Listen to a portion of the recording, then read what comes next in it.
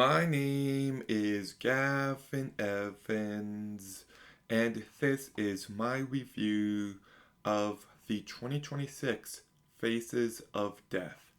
And okay, so I've never seen the original movie, and I'm not entirely sure of what it is. Like, I've seen some people say it's a snuff film, but this movie says it's not. And I looked into it just a little bit, and some of the death scenes are definitely fake, but they include some footage from newscasts and documentaries of people actually dying. I'm not sure. It doesn't seem like a movie I really want to watch. But this remake, however, first of all, it's a movie.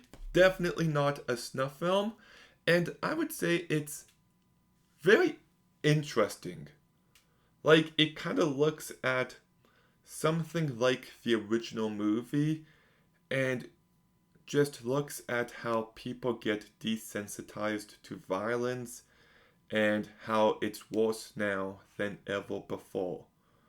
Like, what I loved so much about this movie is it's all about how nobody cares anymore. Just nobody does. People see all these terrible things on their phone, and it's just kind of whatever to them. I remember back in 2020, I think, and I was just scrolling through social media, and all of a sudden there was a video of this guy getting killed at a Starbucks somewhere in Vancouver, I think. And I was just like, I don't want to see that.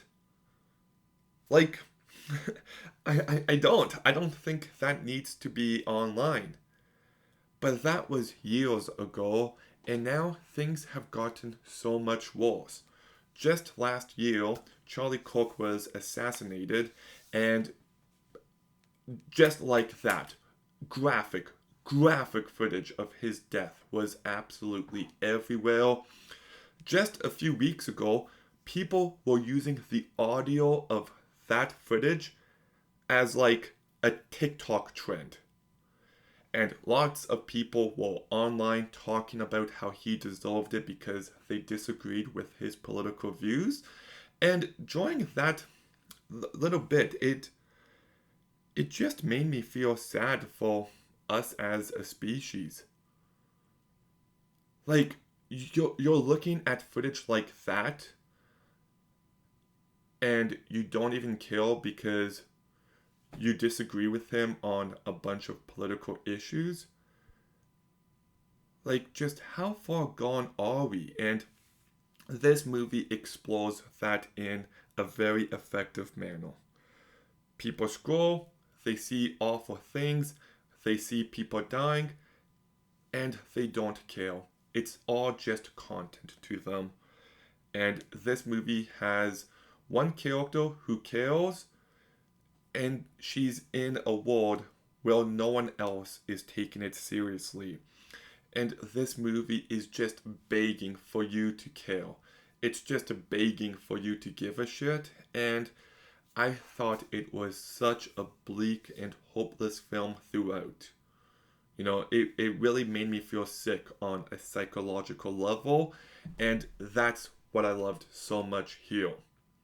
It's also a very brutal movie. Like, some scenes really do stand out here. It does manage to be quite tense at points, and it's really well acted. You've got Bobby Ferreira, who I know from Euphoria seasons 1 and 2, but really just season 1 if we're being honest, and she does a great job here. She carries the movie incredibly well, and she's always convincing. She always sells you on what she needs to sell you on. We then got Dacre Montgomery, who I really wish was having a better career. Hot take, I think he actually gives the best performance in all of Stranger Things, and he's a great talented actor, and he showcases that talent here. He is so creepy and off-putting and manipulative, and he just brought lots to this character and he really stands out. We've also got Aaron Holiday, who brought enough personality to his character. We've got Josie Tuthar, who felt very believable as her character. We've got Jermaine Fowler, who does a pretty decent job. He's not really in the movie all too much. And this is the year of Charlie XCX. She had her movie in The Moment. She did the soundtrack for Wuthering Heights. She's really showing up more and more. And I don't know, I guess she does a fine job, but her character is barely in the movie. I'm kind of surprised they got someone so big to play a character so small. But yeah, so lots to love here. I really did like this movie, but it does kind of lose me a bit in the last act. It requires quite a bit of suspension of disbelief. And okay, I can get by some of that.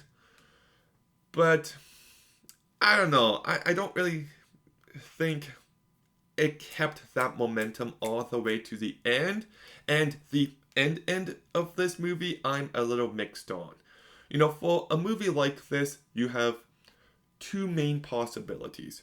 You can either have the happy, hopeful ending or the bleak, cynical ending. And this one does actually find a sweet spot, and I kinda like it, but I also feel like the movie ended too quickly and they could have spent a few more minutes on it. So, I still like the last act, I just feel like the execution could have been better, but I love the rest of this movie. Like I said, it really is looking at this generation and how we spend so much time online scrolling videos, seeing terrible things, and we just don't care. It's awful, but it's true. This movie showcases a very bleak version of mankind, and I would argue an honest one. And this movie is just a cry for help, begging people to be empathetic. And it is really effective on that level.